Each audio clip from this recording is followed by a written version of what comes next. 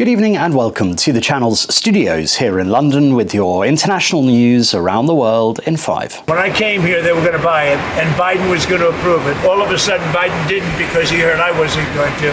I don't want U.S. steel being owned by a foreign country. Donald Trump says he will unveil a fresh swathe of tariffs this week, including 25% on all steel and aluminium imports. I don't mind an investment in a company, but especially U.S. Steel. U.S. Steel for 15 years was the greatest company in the world, the greatest #1 company in the world.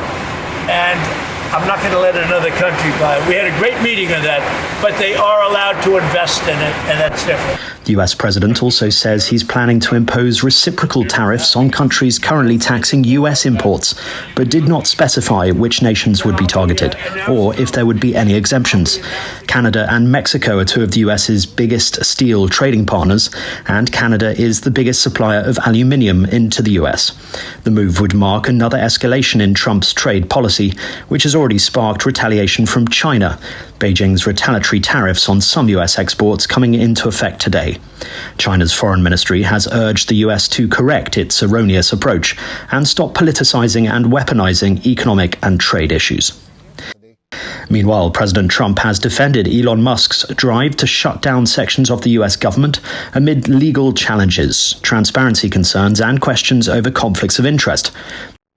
Democrats have accused Musk of personally benefiting from some of the changes that the Trump administration is trying to push through, such as the proposed closure of the U.S. Agency for International Development.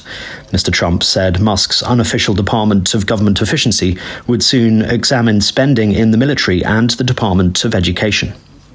The Sudanese military has called for diplomatic support for a new government that it says it wants to form after it recaptures the capital Khartoum from rival forces. The Sudanese army has been regaining control of areas in the city previously held by the paramilitary Rapid Support Forces in recent weeks.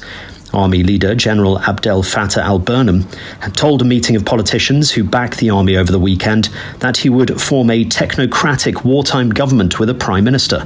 He insisted there would be no negotiations with the RSF. The two sides have been fighting for close to 2 years, a conflict that has forced 12 million people from their homes and left many starving.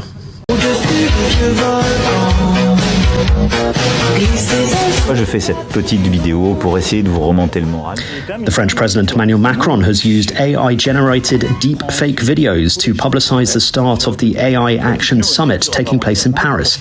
In a video posted on his social media accounts, Mr. Macron reacts to a montage of deep-fake videos of himself in popular films and TV series by saying, "Nicely done."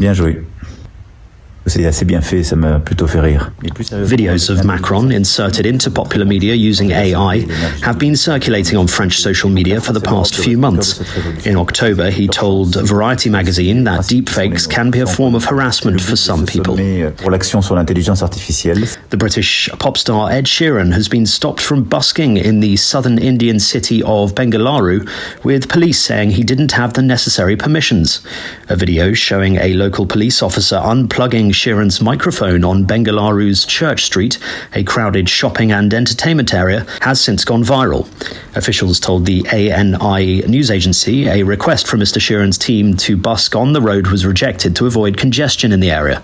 But Ed Sheeran insisted on Instagram, "We had permission to busk, by the way." And a nationwide blackout in Sri Lanka has been blamed on a monkey that intruded into a power station south of Colombo. Power is gradually being restored across the island nation of 22 million people, with medical facilities and water purification plants being given priority. On social media, people criticised the authorities while making fun of the incident. "One monkey equals total chaos, time to rethink infrastructure," one person wrote. The blackout started on Sunday, forcing many people to rely on generators. And that's your international news around the world in 5. Now back to the channel's studios in Lagos.